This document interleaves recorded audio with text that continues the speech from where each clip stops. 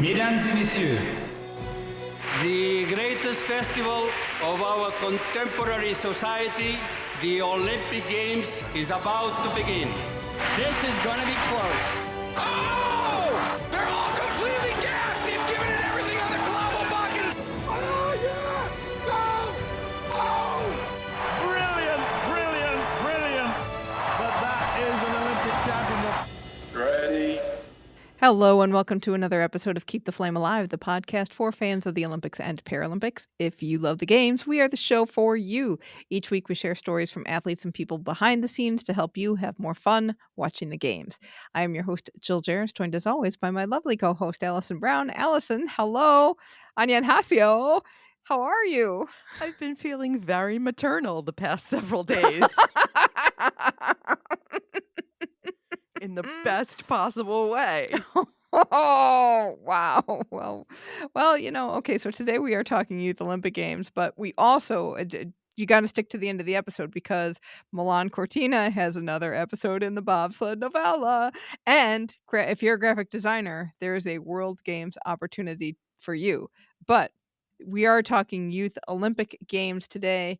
And I got to tell you, so this is an experiment for us because have been like not into the Youth Olympic Games. Yes, and my opinion changed when we had the conversation with Michael Wiedock and John Cushing from Anything But Footy, and they are big fans of the Youth Olympics because they suggested that having the Youth Olympics would allow us to raise the minimum age for participation in the Olympics, which I love the idea of. We've talked about this a million times. So I said to myself, you can't keep teenagers from competing. That isn't fair. There are junior worlds and such. So let's give them an Olympic stage on a more controlled environment, more appropriate to their age.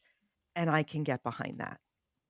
Yeah, I'm still not into this Youth Olympic Games. I mean, I get what you're saying, and I do agree with the having a different minimum age and having a different games for them. But there is still so much about this that is not fun to watch. Yes. So let's get into it. We are doing like the first 4 days of competition. Yes, up to and through day 4.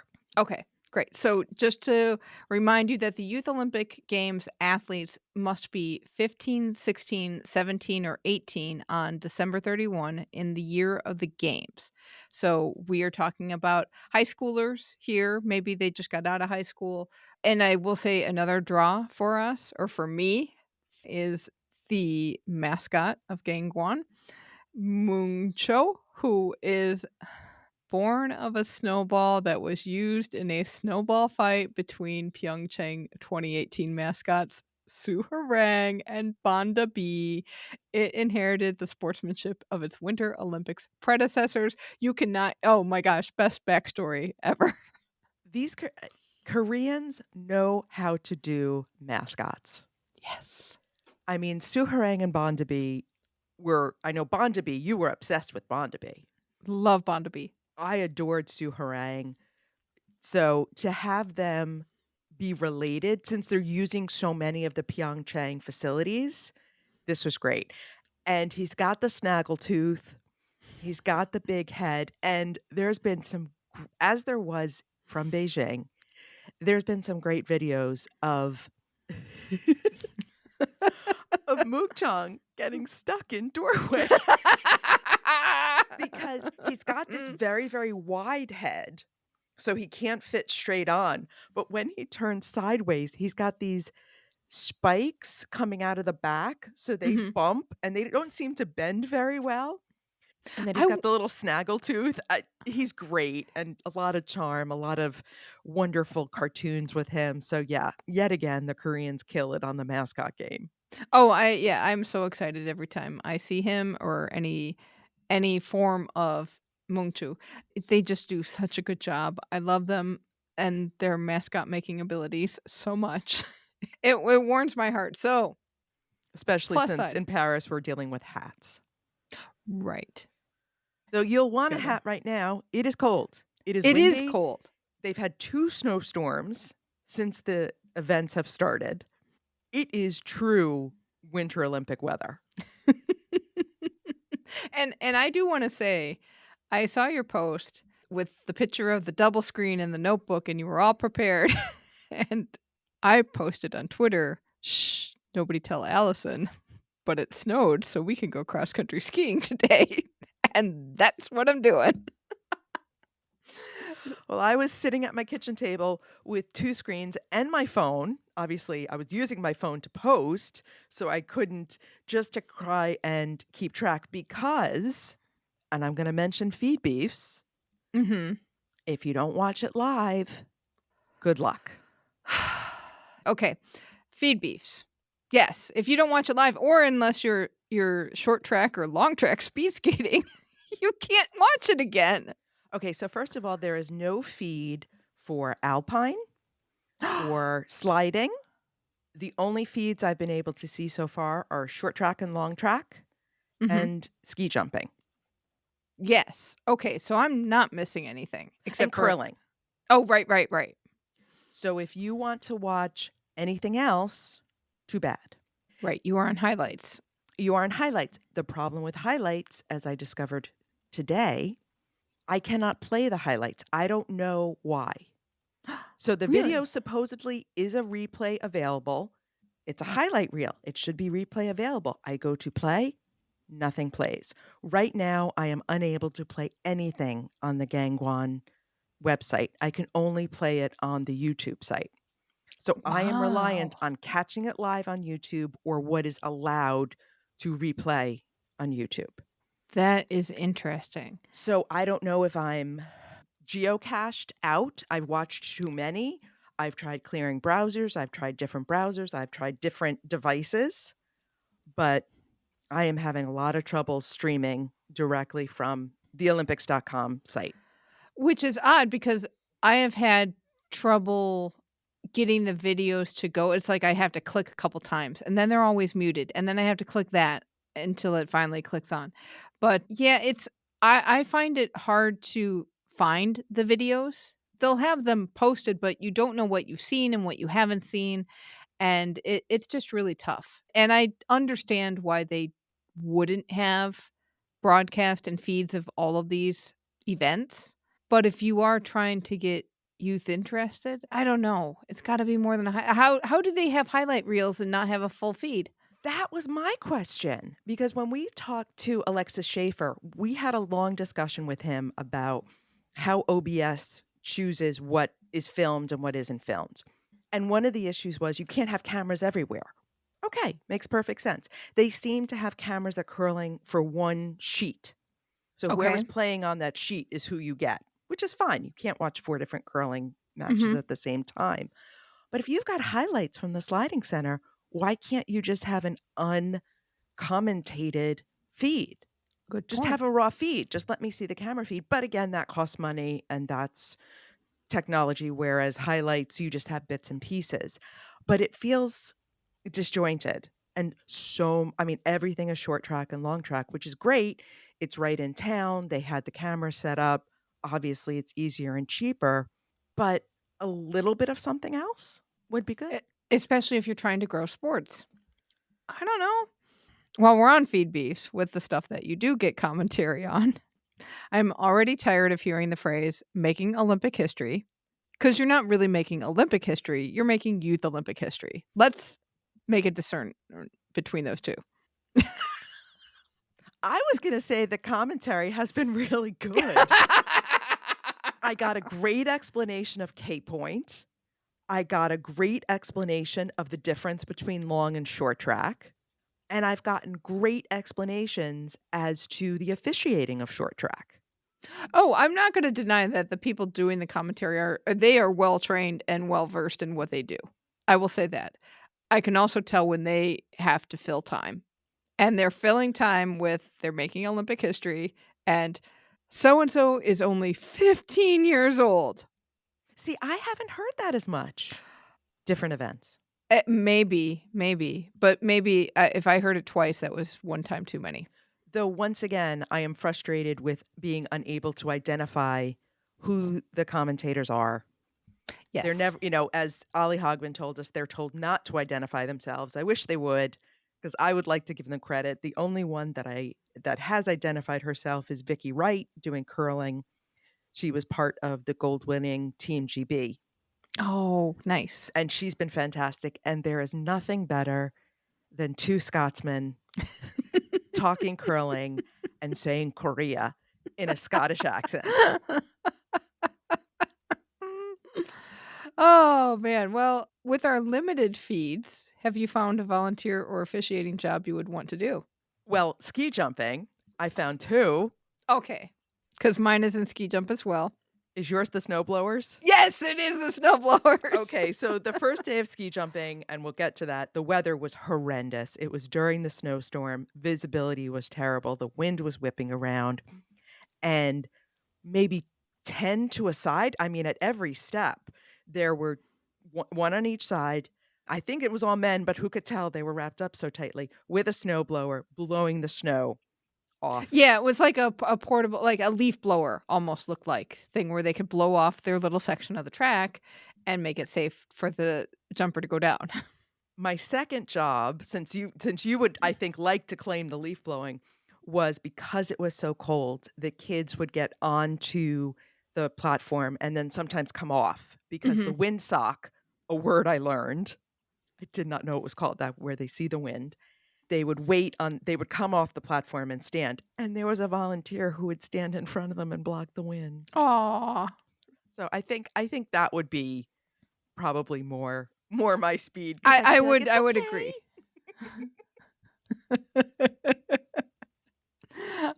We will start off with the opening ceremonies.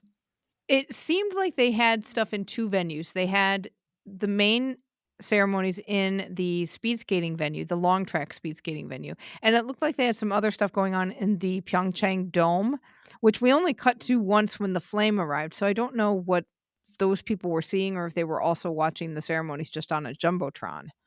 I couldn't figure it out either, but I did love the use of the long track Yes. stadium. Oh my gosh. So how they used the long track stadium was they had all of the athletes on the infield and they had a runway going from apex to apex of the turns down the length of the infield. And all of this show took place on that infield runway. All of the athletes were seated before the show started. This really condensed the stage space that you needed to fill and you didn't need as many performers. It was short. It was only an hour and a half. Because the athletes were seated, the only parade of nations was flag bearers, which we will get to.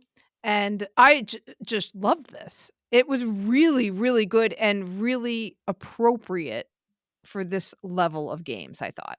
And they used the ice. They did have skating. We did have a story. Of course.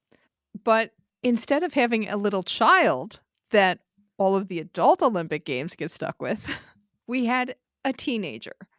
And we followed this again, appropriately. Appropriate. But, note to every other Olympic host, you don't need to have a little kid for us to be inspired or to understand how the world needs to work and make it a better place. So and for everyone who was a teenager in the 80s, she wore an oversized jacket and a big sweater, a little plaid skirt, tights, and socks over it. And not just oversized, it was like a leather jacket. Yes. Yeah, it was. I had that outfit.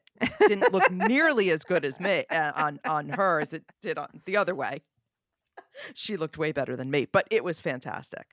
But basically, the story was she wanted to be an astronaut, and this followed her to school and then just helped her realize her dreams. And she saw future her by the end. But they had different elements of the show interspersed with elements of ceremony. I thought it was brilliantly done. Again, the Koreans know how to do a ceremony. Yes. A lot of K-pop in there. K-rap. There was K-hip-hop on a Zamboni. There was hip-hop dancing. There was a schoolroom scene. They really did an excellent job of making this youth Olympic centric. Yeah, and it was really fun to watch. And like I said, just having it so condensed just made you be able to take in more. One of the things I always talk about with opening ceremonies is I always want them to be time and place. Like you couldn't have this opening ceremony for another event. This was very teenage centric, very Korean, very 2024. Yes. Checked all my boxes. Yes. It was fantastic. Yes, and everybody in the audience and the athletes all wore these light up medallions that changed colors, and I wondered if they were controlled by Bluetooth or something because they would change flashing patterns too at different points in the ceremony. It was really, really interesting and very cool. And when you looked in the stadium, there were sections that did not have medallions. And I said, oh, that's got to be where the press is. That and also who did not have a medallion? T-Bach. The president of Korea did not wear his medallion. No, he did not. I noticed that as well.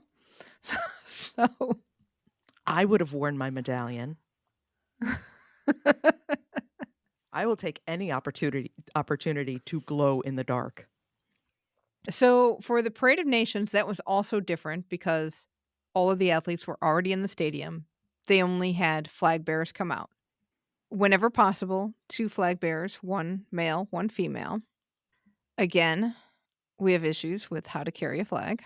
And they also came out 3 together. So you had 3 Yes. countries coming out. So the Parade of Yes. Nations went very quickly. It did. Oh, there's my volunteer job. If you wanted leaf blower back, my volunteer job was getting the flags in order because they weren't in order. I actually had to pause and go get my flag book because I said, that is not Colombia. I think that's Qatar. And they're in the wrong spot. And there were multiple flags in the wrong order. I think that was a right to left issue. No, it was a back to front because it wasn't, it Oh. was, Colombia was not in any of their, when they got announced, they were not in the row and Qatar was in their place and Colombia came out after in the next row and Have messed you that ever up. tried to get high schoolers to be in the correct order? Then they shouldn't take them out 3 by 3. No, but even just in the right order of the whole I line. understand. Hey, have you met me? I can do that job. Like trying to organize graduation. Your name is Anderson. Get ahead of Baker. Right? No. I would get them in line. So that did bother me. But I understand that happens. We also need a better lesson. Kids, if you ever think you're possibly going to have to hold a flag, let's start learning how to hold one right now. Just start practicing. Go get yourself a flag and a pole and learn where the flag hits the ground, because that always bothered me. Maybe practice holding with somebody, because that was always fun. Sometimes they would walk and they'd equally have the flag. Sometimes one of them would have more of the flag than the other, or they would potentially trade off. And sometimes that happened and sometimes it didn't. And we saw this when they started doing these 2 man and woman Yes. for the Parade of Nations, where I think this is going to continue. So we need to have some general instruction, though I do love all the different presentations. Yes. There was one where, and this might have been Cutter, where one, which I think was a man, held the flag and the other had a small flag in their hand. So they both had flags. And then one, which I thought was the best way to do it, one held the pole and the other held the other ends of the flag out. So you could see what the flag was and paraded it down. Excellent job. I'm sorry I didn't write you down. But Fashion was disappointing. it was hard. Well, it's winter, so it's hard. And none of the cameras focused in on many of the athletes as they came down. It was basically a variation on puffy jacket, puffy pants. Mm-hmm. Except Mongolia came through. Mongolia came through with their traditional coats and hats with the wonderful fur trim and the beautiful colors. So thank you, Mongolia. The torch and the lighting of the cauldron. You have a look. I love the electronic cauldron, the digital cauldron. I love that idea. But the actual cauldron, better than the snow cauldron or the snow flame or whatever Mhm. that was. But it did look a bit like a lozenge. It did. It is a round inside the stadium. There was a round kind of podium, and the top was open, and that's where the flame came out in an arc. I thought it was appropriate because it was scaled down. Agreed. Agreed. Again, if we're scaling things down because it's the Youth Olympic Games and we're keeping it in line, I thought it was a good flame. The torchbearers were all amazing in Mhm. terms of they were all previous medalists, all Winter Olympians, and they had a lot of that enthusiasm and joy that you want to see. And the crowd really responded to them. So they recognized them and knew who they were. And it had that appropriate gravitas to highlight Right. Korean athletics. Right. And two notes on that. So it was fun to also see some medalists from PyeongChang back again, but what I also loved were the two kids who were para ice skaters. They were para speed skaters, and that made me go, "Hey, Paralympics, can we get speed skating and can we get some kind of skating racing back in the Paralympics?" Would be nice. I would bet that that is a hard market to fill. You would think it would be a lot easier than bobsled trying to get into the Paralympics. Yeah, very true. So, you never know. No, but overall, short, sweet, very well Punchy. done, punchy. This was a great way to start off the games. I was very excited going in. Agreed. And the crowd was very excited. Yes, yes. And then we got to the actual coverage that we had to sit through. But we're seeing some stuff. We are seeing some sports that are very good. Let's look at the results. We'll start with alpine skiing. The Super G event for the women. Gold went to Camille Vanni from Italy. Silver went to Ava Schechner from Austria. And bronze went to Shailene Zender from Switzerland. In the men's Super G, gold went to Benno Brandis from Germany. Silver went to Asaya Sturm from Austria. And bronze went to Andre Barnash from Slovakia. In the women's combined, gold went to Maya Varoshitz from Austria, silver went to Georgia Colomb from Italy, and bronze went to Romy Ertel from Germany.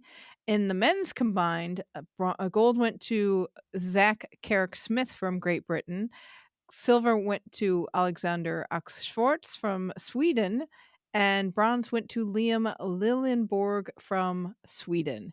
And okay, so I did watch the highlights on this, and I had to watch them a couple times. So I do love some of the details on this because Zach Carrick Smith, his mother Emma was in 4 Olympics as a skier as well, which is very, very cool. He is one of 3 skiing brothers. Very cleverly, they call them Smells, the Carrick Smith boys. Appropriately. I don't know. I got that. But he was in 27th place after the Super G and won the whole thing after the slalom. People did not have very good slalom races. There was another skier named Elliot Vestlund from Sweden who was first after the Super G. He made it down the course, but not quick enough to win the whole thing, and he finished 6th overall. Well, how many times have we seen that in combined? It's crazy. And the women's giant slalom, gold goes to Georgia Colomb from Italy. Silver goes to Shailene Zender from Switzerland. And bronze goes to Astrid Hayden from Sweden. And every time an Italian wins a medal, the announcers will say, she's getting ready for Milan, or he's getting ready for Milan. Oh. And you know what? They probably are. Probably are. That would be interesting. Biathlon. Okay, here's where I have another beef about the whole Youth Olympic Games. We get emails from a whole bunch of the National Olympic Committees. And so Team Canada has been sending daily results, and they talked about biathlon and the fact that many of the participants are doing their first ever international competition at the Youth Olympic Games. Which again, I have a lot of conflicting things in my brain that I'm really trying to rectify while I watch this.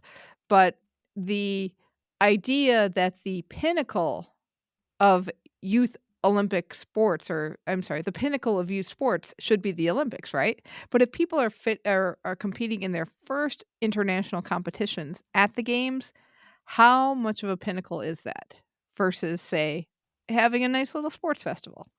We will get to this more when we get to the hockey tournament, but different countries definitely use the Youth Olympics very differently. Do you use it to give international exposure to some of your younger athletes?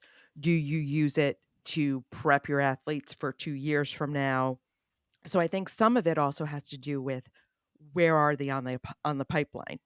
Where are do you have a really talented 15-year-old who needs exposure, or do you have a much more experienced 18-year-old who's going to be on the senior tour next season?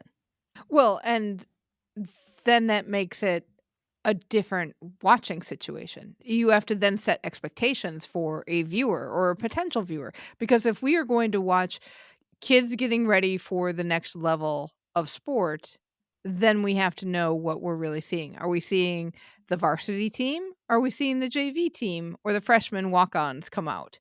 It doesn't make for a very level playing field. And I understand that everybody's abilities are going to be different. But if you have somebody who has been pretty seasoned versus somebody who's just like, oh, hey, this is your first international Olympic or international competition ever, that's going to be very different in their ability to handle things, I would think, and handle the situation and the pressure. And this will come up again when we talk Summer Youth Olympic Games. I would think that again is very different because the Winter Youth Olympic Games, we're seeing a lot of new countries, a lot of countries that haven't had success at the senior Olympic or regular Right, Olympic or whatever we want to call it, right. the traditional Olympic level. And so they're growing their programs. So for winter, I think is going to be very different than how the Youth Olympic Games is used for summer. Mhm. And then I can kinda get behind as a way for countries to build up a winter sports tradition in a place that doesn't have one currently or doesn't have one at the Olympic level or the real Olympic level, if any of you listeners are going like, "I don't really understand why you're doing Youth Olympic Games, kids." So, anyway, we're probably beefing on that. I'm probably beefing on that later, I It's will our tell you. test event. I said this in my Yes. post. It's our test event as well. All right. On biathlon results in the women's 10K individual, gold went to Ilona Plechikova from Czechia. Oh, the first time I get to say Czechia. Silver goes to Maria Kudel from Germany, and bronze goes to Nayeli Marotti Cavagnet from Italy. In the men's 12.5K individual, gold went to Antonin Guy from France. Silver goes to Storm Weitzla from Norway, and bronze goes to Marcus Sklarnik from Slovakia. In the sprint, the women had a 6K sprint. Gold went to Carlotta Gotero from Italy. Silver went to Ayla Sever from Slovenia. And bronze went to Polina Puchko from Ukraine for the men's 7.5 kilometer sprint. Another gold for Antonin Guy from France. Silver went to Tove Roysland from Norway, and bronze went to Flavio Guy from France. And then they had the single mixed relay, which was 6 kilometers for the women and 7.5 kilometers for the men. Gold went to France, silver went to Germany, and bronze went to Norway. Which means a triple gold medal for Antonin Guy of France. And France has a really big biathlon tradition, so I'm not surprised to see up and comers. Now, There. this did send me down a bit of a rabbit hole because I heard the name Roysland related to biathlon, and I said, is there any relation to Marta Roysland? The answer is no. Different name Different spelling. But I said, well, Yes. maybe that's a translation thing. And then I got to read some more about Marta Roysland, which was never a bad thing. No, and she's having a baby. But it's not Tove. Moving on to bobsled, we've had the monobob competition.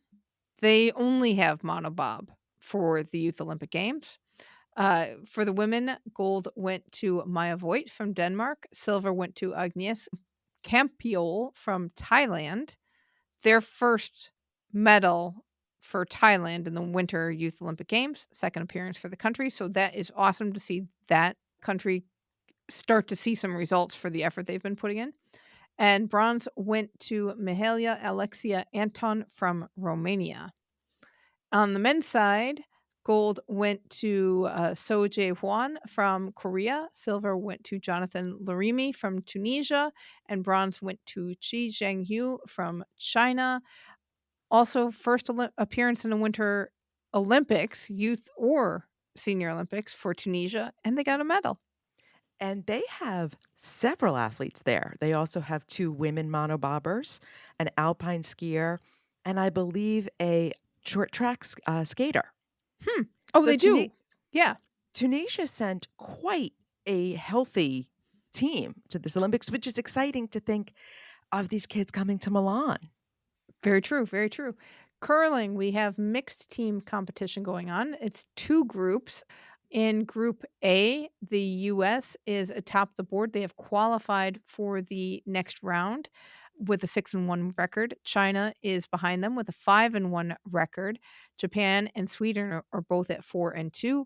Norway is at 3-3, and it's not looking good for New Zealand and Turkey at 1-5, or Nigeria, which is also making a first-time appearance. They are 0-6 in their competition. But keep hope, Nigeria, and keep trying. In Group B, Great Britain has qualified for the next round with a record of 5-1. Denmark and Italy are both at 4-2. Canada, Korea, and Switzerland are at 3-3. Brazil, which I was excited to see Brazil have a curling team, they are at 1-5, and Germany is also at 1-5. I have been watching a lot of curling because I can, because that's what's on the feed. Lots of matches on the feed, but it has been a lot of fun. And one thing I've noticed much more in the youth game is you see real personality differences between the countries. Oh, really? And I can see where it then gets to the senior team. So, for example, the Korean team, the skip, is Kim Dae-hoon, and he is like the captain of the debate team. He's not overly arrogant or aggressive in his skip qualities. He's very cheers them on, but is serious. Mm-hmm. But the enthusiasm of the team, I see where the Garlic Girls are coming from. You know, the stars of PyeongChang. I can see how these kids in a few years are going to play like them. Switzerland, on the other hand, just yells at each other in French and German and sometimes English. And I have seen Swiss adult curlers in a much more mature way do the exact same thing. Interesting. And the Italians have several players from the same club as Stefani Constantini, who won with Amos Mosner the gold in pairs.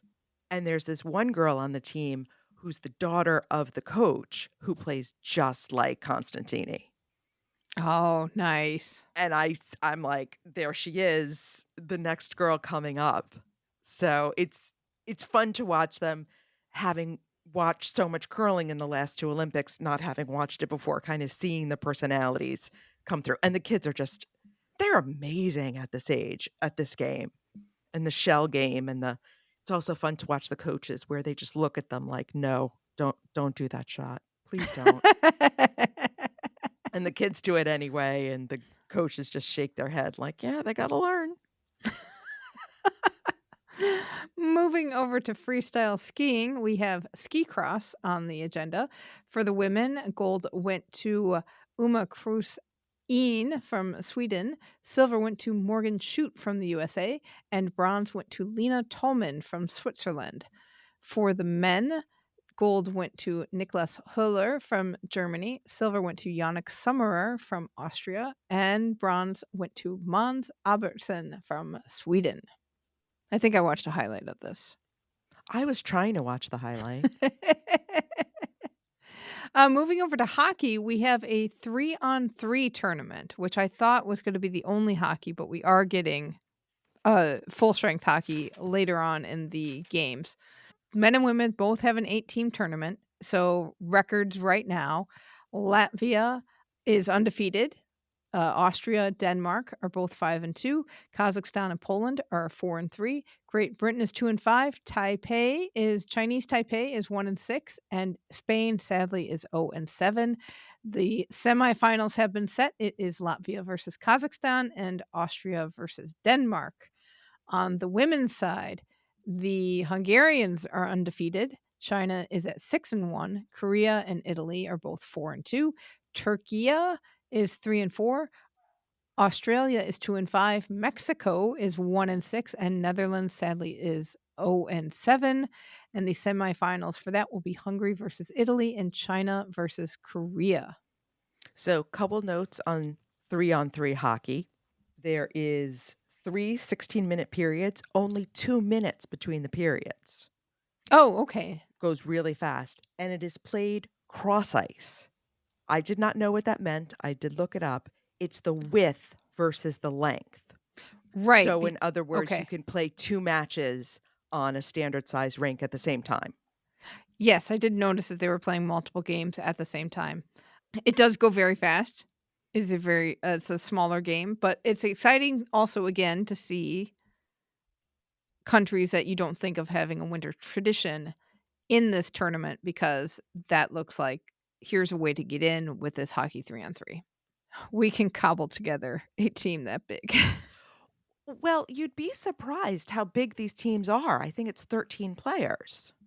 Which I'm not surprised, because you're constantly switching lines still, and with the game that short and little time in between periods, you probably do still have to have more lines, or you have to have a lot of players just to be able to have everybody have fresh legs by the end, or everybody be able to be standing at the end. Because you only get 2 minutes between periods. Right. The hockey sixes will start soon. That is a 6-team tournament for both men and women. For the women, it's going to be Japan, Norway, Sweden, France, Germany, and Switzerland. I'm surprised we don't have a U.S. team, to be quite honest. Or Canada in the women's tournament. Wow. That's And amazing. I went back in history. The U.S. have never sent a women's team. And they have a U18 team that goes to the U18 World Championships. Huh. I wonder why they don't think this is important. Interesting. For the men, it's Czechia, Slovakia, USA, Canada, Finland, and Korea. But the U.S. and Canada do think the men's tournament is important enough to send a team. Interesting. Moving over to luge, full competition has taken place already. So luge is just 2 runs. I think that's the same case for all sliding sports at the Youth Olympic Games, is that they are 2 runs versus 4 runs that you would have at a regular Olympic Games. For the women's singles, gold went to Antonia Piechmann from Germany, silver went to Alexandra Oberstolz from Italy, and bronze went to Maria Riedel from Austria. In the doubles, gold went to Italy's Alexandra Oberstolz and Katarina Sophie Koffler from Italy. Silver went to Maria Riedel and Nina Lerch from Austria, and bronze went to Lena Riedel and Anna Lerch from Austria.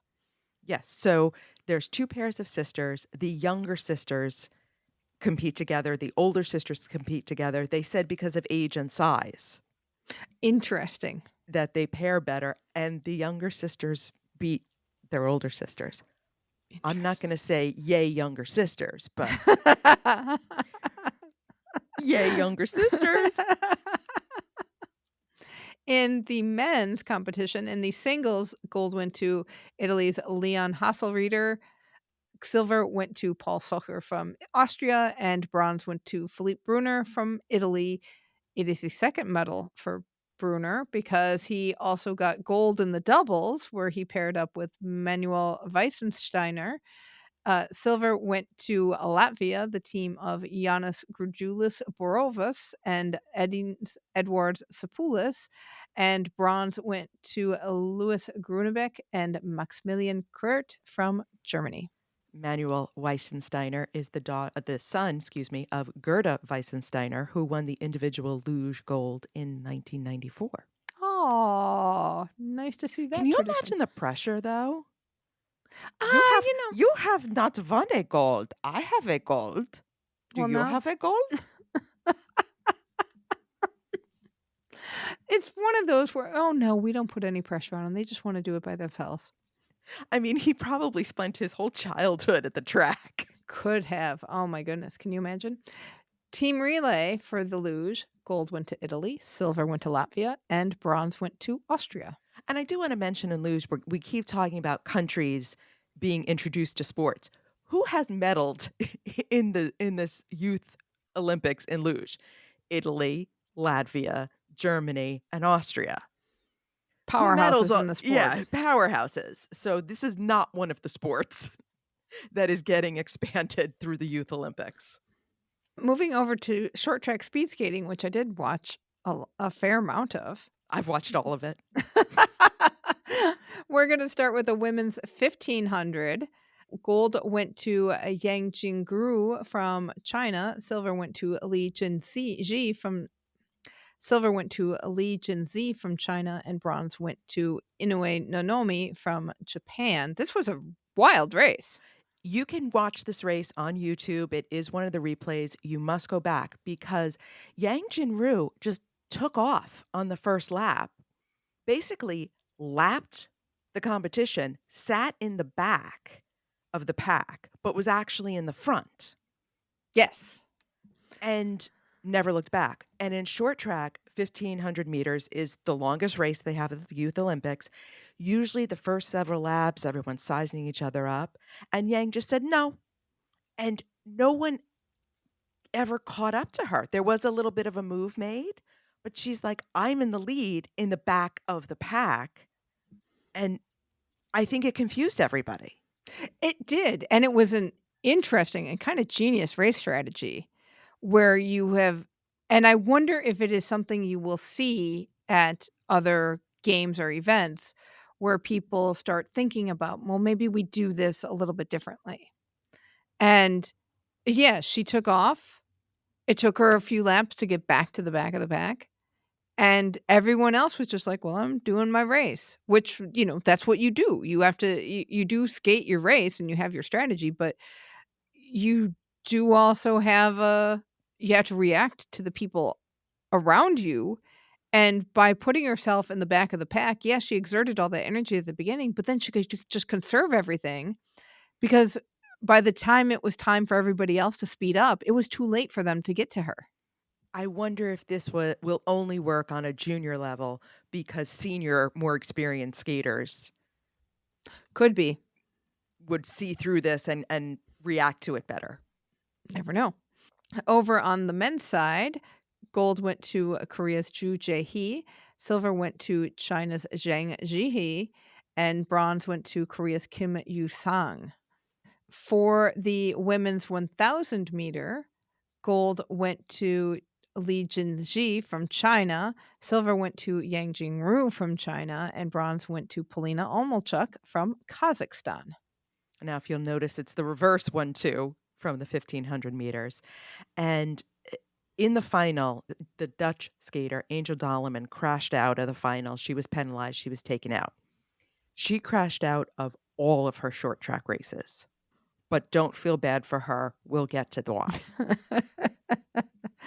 In the men's 1,000 meters, gold went to Zhang Xinhe from China, silver went to Mohamed Bozdog from Turkey, and bronze went to Kita Raito from Japan. This was a wild race because Zhang Bohao was originally the winner, if you just watch the race. And the referee of short track, I think I have seen him more than any other of the competitors because there has been so many crashes at short track, which we're used to. But I think the rules here are a little bit different into when they restart and when you penalize and not penalize. But Zhang was penalized out of the gold medal. Zhang Bohao, but not Zhang Zhang. Bohao, excuse me. Zhang Bohao was penalized out of the gold medal because he crashed into the Korean skater who actually crashed twice, one in the original, one in the restart, and still crashed out. Similar thing happened in the B final. Lucas Ku from Brazil was originally thought to be the winner. He was penalized for crashing into Brit Willem Murray.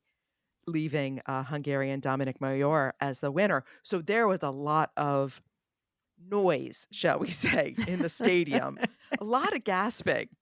But I do want to mention Mohamed Bozdag, the first Winter Olympic medal here for Turkey, and the first one in short track speed skating. He was so excited. It was adorable. His coaches were jumping up and down. He was yelling things I didn't know, but such an excited kid. It was great to watch. In the 500 meters for the women, gold went to Anna Falkowski. Gold went to Anna Falkowski from Poland. Silver went to Kangmi. In the women's 500 meters, gold went to Anna Falkowski from Poland. Silver went to Kang Min-jin from Korea. And bronze went to Chung Jae-hee from Korea. And in the men's race, gold went to Sean Bokshan Shui from USA. Silver went to Zhang Jinhei from China. And bronze went to Dominic Gergely Mayor from Hungary. And Sean Shui was Seoul born and Oh, okay. emigrated to the That's very United nice. States. So they treated him like a native son in the crowd. It was pretty exciting. Very nice. Very nice.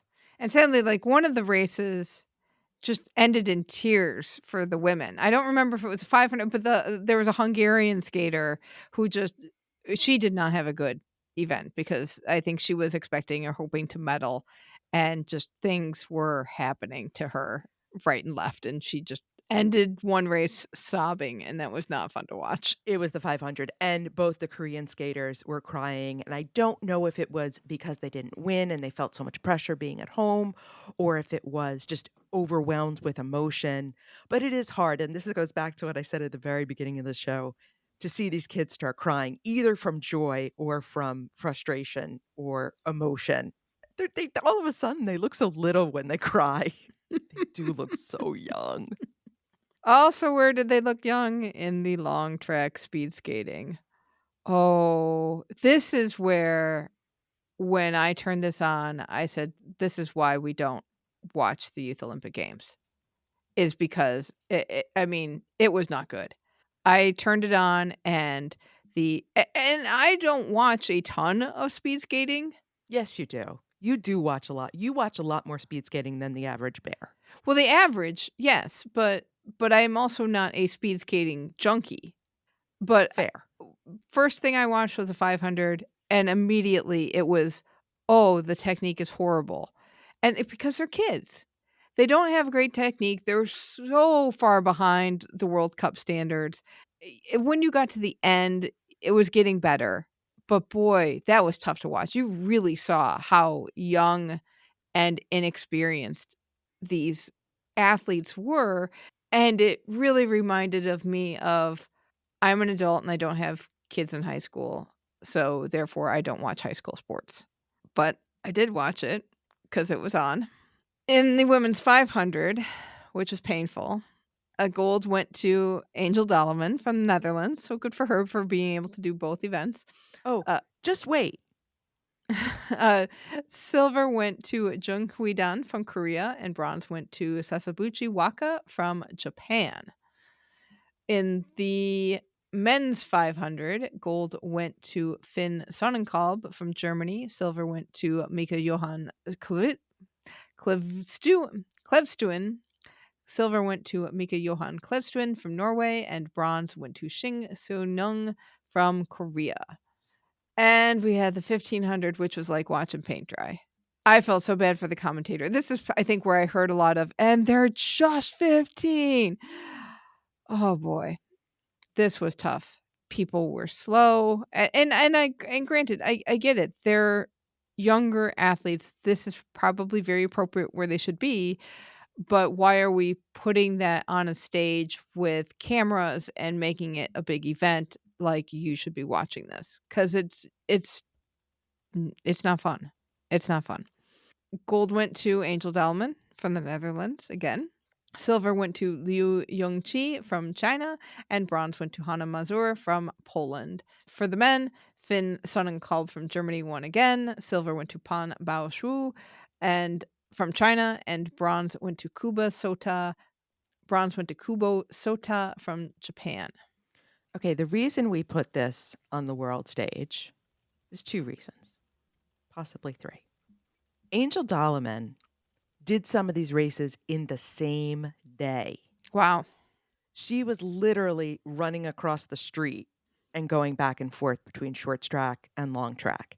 And as a Dutch skater, that's a big deal that she is not specialized in a one particular race at 17 years old. So I think that's great for such a high pressure situation. If you are a skater in Netherlands, that's a rough go. Mm-hmm. And I'm glad to see her have even just short track and long track, because sometimes these kids will be specialized in you're a 500 racer at 12 and this Mhm. is the rest of your life. Then if you saw Hannah Mazur on the podium, the bronze medalist, she was the classic bronze medalist. She was so excited. You probably just extended her career and possibly will see her have a senior career because of this boost. I mean, that's how much of a reaction she got. And the way Finn Sonekalb celebrated both his gold medals made me so happy. He was such a teenager who worked really hard. He may be arrogant in person. I would be surprised. He seems like a great kid. And again, Germany on long track, not necessarily, their strongest event.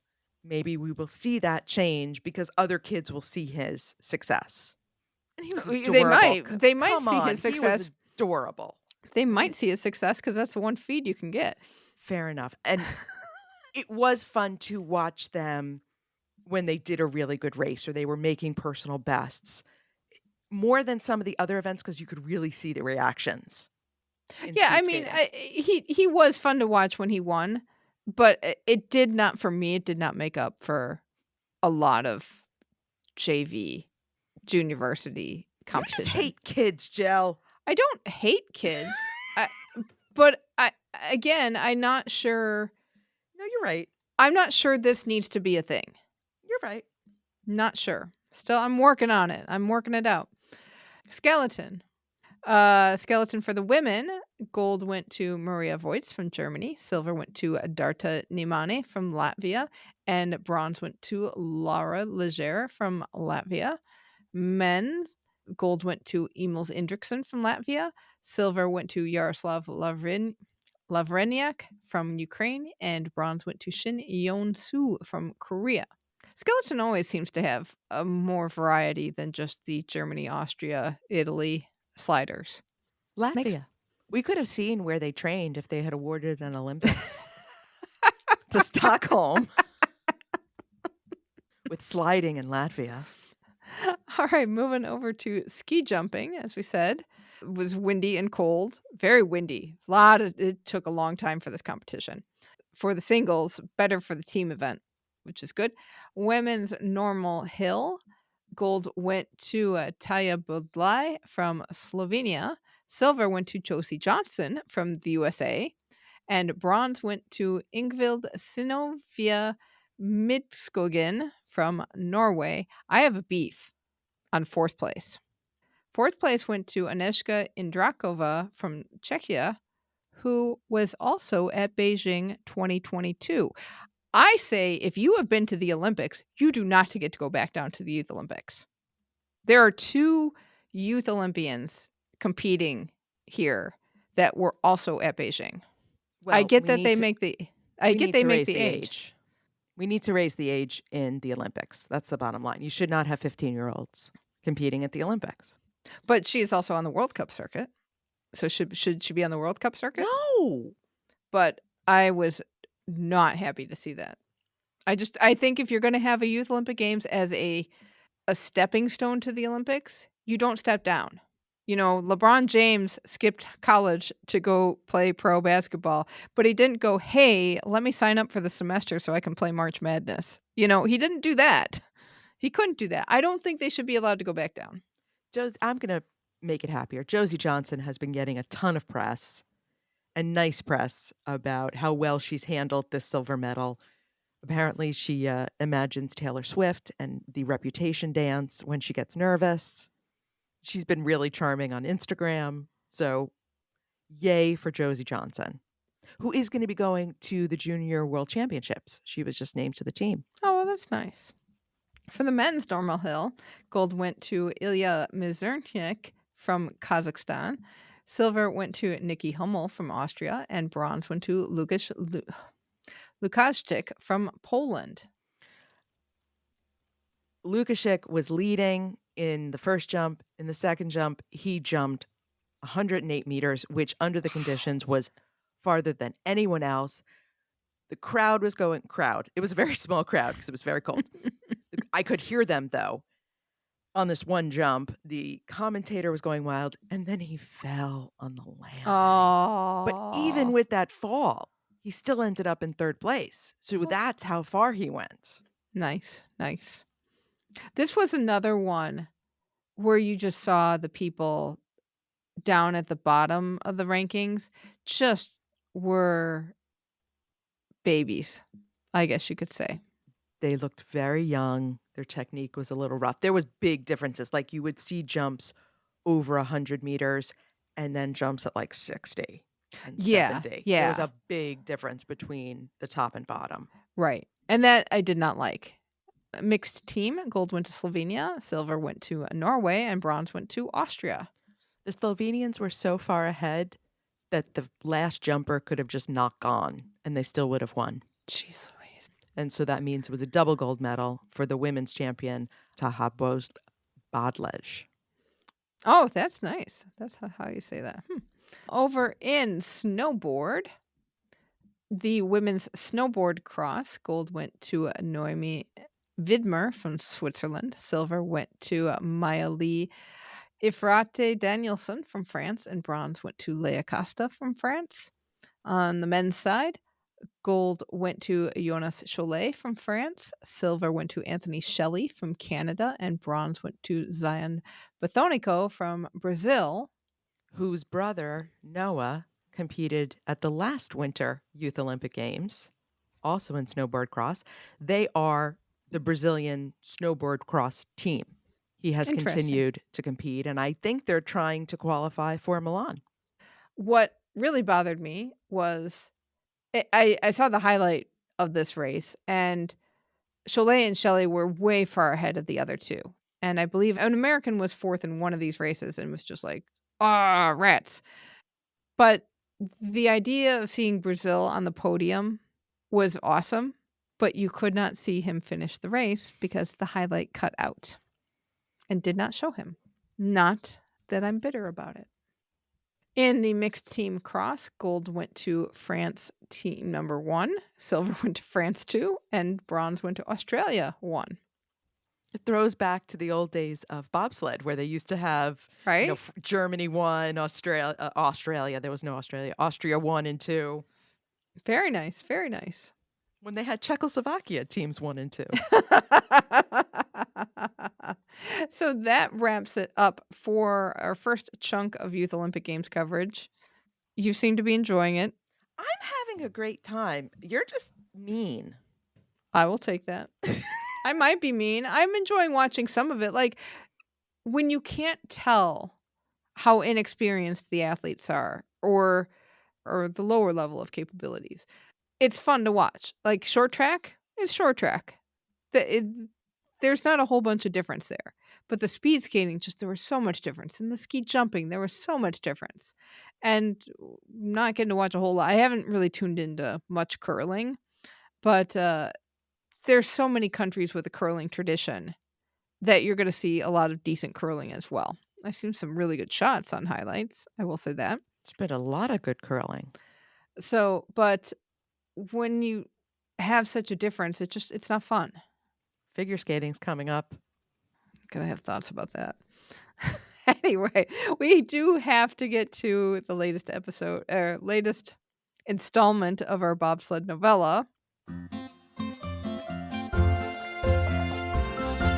Ahead of the Youth of Olympic Games, the IOC Executive Board met, and their meeting included briefings of upcoming games, and they have been very adamant that Milan-Cortina not build a track.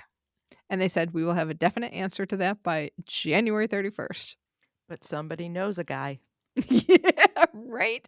So, Il Fatto Quotidiano reported that a developer has come forward to bid on the project because if you remember in the last time, nobody wants to build this thing.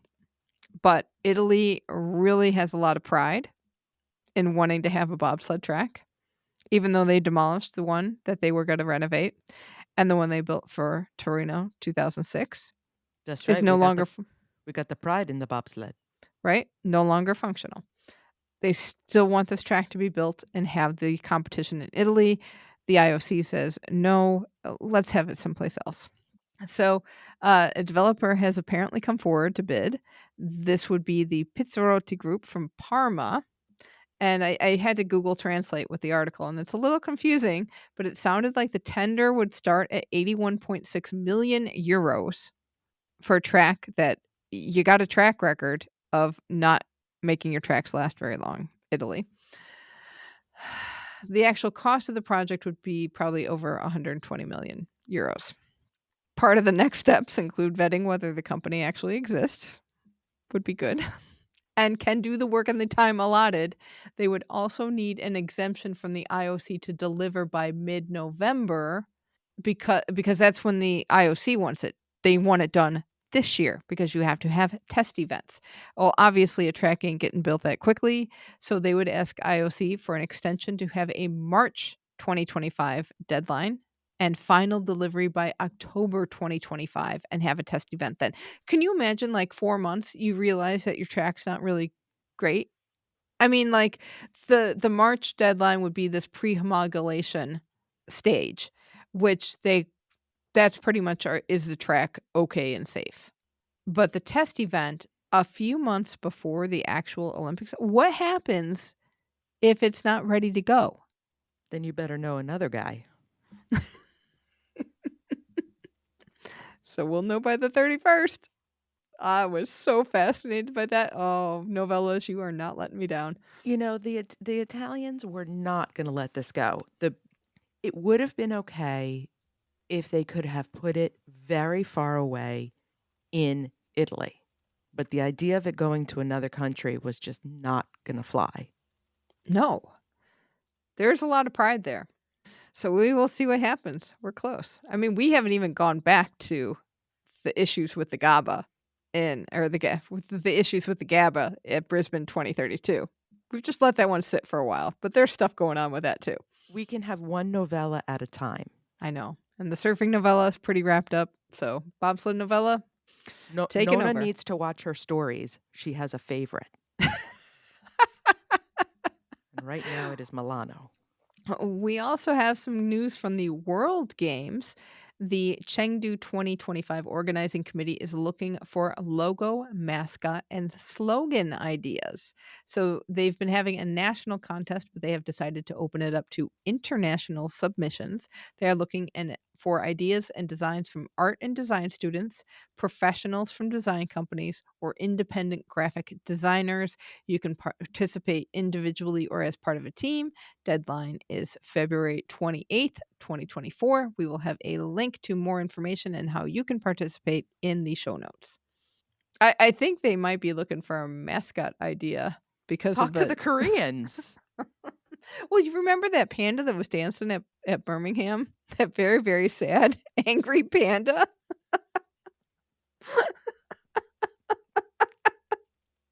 He looked hungry. Throw him some bamboo. But if you decide to enter the competition, please do let us know. And we will cheer for you. If you do decide to enter the competition, please do let us know. And that is it for this episode. Let us know what you have been watching from Gangwon 2024. You can connect with us on X Threads and Instagram at FlameAlivePod. Email us at flamealivepod@gmail.com. Call or text us at 208-352-6348. That's 208-FLAME-IT. Be sure to join the Keep the Flame Alive podcast group on Facebook. And don't forget to get our weekly newsletter filled with other fun stories about this week's episodes. Sign up at flamealivepod.com. Next week, we will be looking at the remainder of the Youth Olympic Games. We have still a lot of sports on the docket. We've got some freestyle skiing, some ice skating will be starting up. And we got more hockey and curling. So be on the lookout for those. Thank you so much for listening. And until next time, keep the flame alive.